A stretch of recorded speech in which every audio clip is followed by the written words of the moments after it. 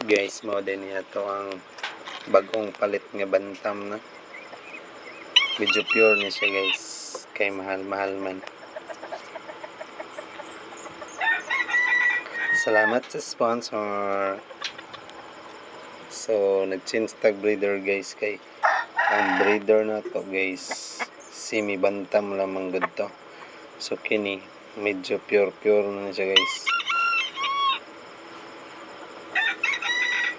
Nindot na siya barog guys, sakto na sa edad. Medyo guwang-guwang na siya. Sulit kay pagkapalit ta guys.